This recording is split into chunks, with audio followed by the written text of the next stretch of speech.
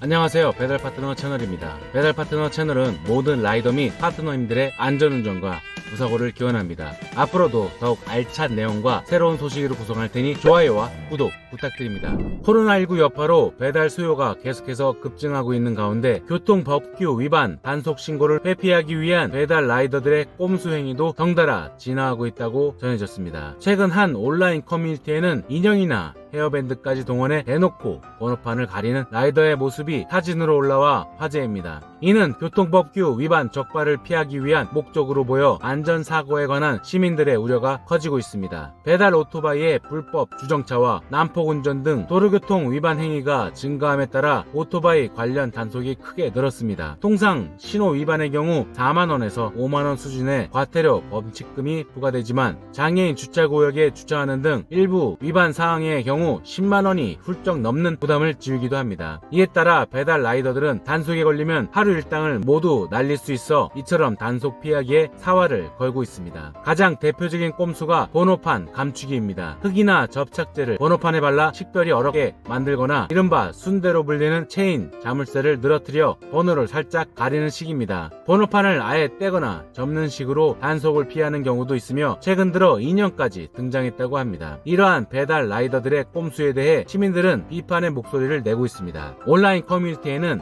이들 라이더의 행태에 관한 제보가 잇따라 올라오고 있으며 배달을 생계로 하는 라이더들의 고충을 이해하지만 자칫 큰 사고로 이어질 수 있으므로 시민 안전을 위해 교통질서는 준수해야 한다는 내용이 줄을 이룹니다. 한편 배달 수요가 증가하면서 늘어난 오토바이 사고를 줄이고 오토바이의 교통법규 위반을 단속하기 위해 공익제보단이 만들어져 지난해부터 운영되고 있습니다. 올해는 3,000명의 공익제보단이 새로 선발돼 활동 중이라고 합니다. 이들은 카카오톡 단체 채팅방이나 네이버 밴드 등을 통해 단속 노하우를 공유하는 등 조직적으로 활동하기도 합니다. 하지만 일각에선 이 같은 공익제보단에 대한 적대감 때문에 불법이라는 것을 알면서도 번호판을 가리는 라이더들의 꼼수가 오히려 더 횡행하고 있다는 시각도 있습니다.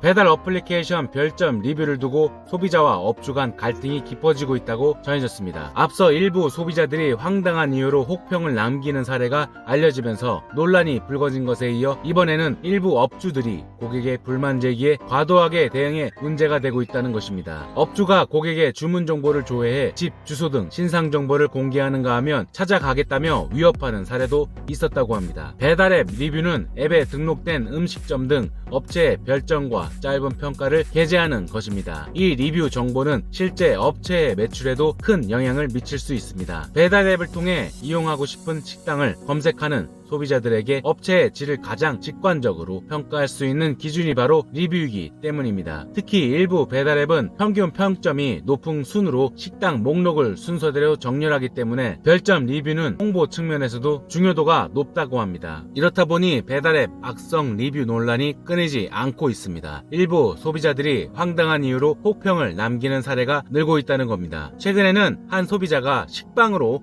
샌드위치를 만든 것은 처음 본다며 최하점을 남긴 일이 알려지면서 논란이 불거졌습니다. 이에 대해 업주가 직접 댓글을 달아 샌드위치를 식빵으로 만들지 그럼 어떤 식으로 만듭니까? 라고 따져묻자 이 소비자는 내가 포카치아나 바게트, 사워도우에 먹은 기억뿐이니 내 돈 내고 내가 먹은 음식의 기억이 그거라면 그게 맞는 것이라며 대화가 되지 않는 융통성 없는 스타일인 듯하다 라고 비난을 쏟아내기도 했습니다. 한 소비자는 싱크대에 떡볶이 떡을 버린 사진을 게재하며 진짜 최악이었다. 밀가루 덩어리 돈 아까워 라고 혹평해 가혹하다는 비판을 받기도 했습니다. 악성 리뷰 문제는 소비자들에게만 국한된 게 아닙니다. 일부 업주들도 리뷰에 대응하는 과정에서 막말, 협박 등을 퍼붓는 사례가 이어져 논란이 일고 있습니다. 일례로 최근 한 죽 가게 평점란에는 후두염이 심해서 죽을 시켰는데 그저 그렇다라는 내용의 평가와 함께 별점 4점 리뷰가 올라온 바 있습니다. 이에 대해 이 가게 업주는 16시간 일해 가면서 만든 건데 그러실 거면 다른 데 가서 시켜 드시라며 아프신 거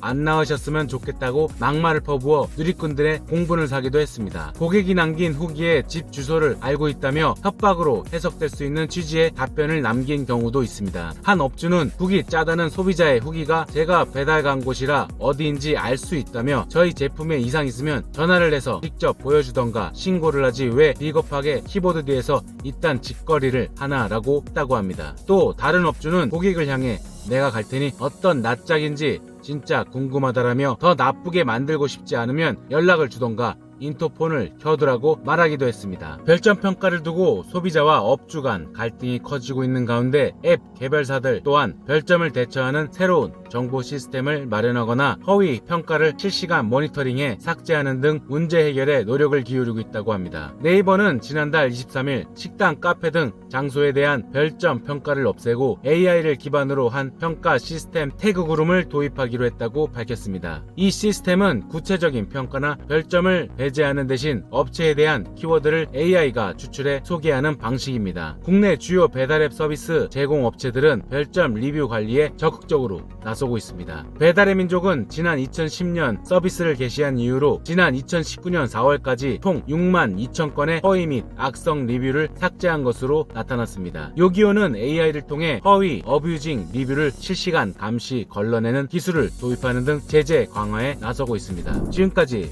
배달 파트너 채널이었습니다. 감사합니다.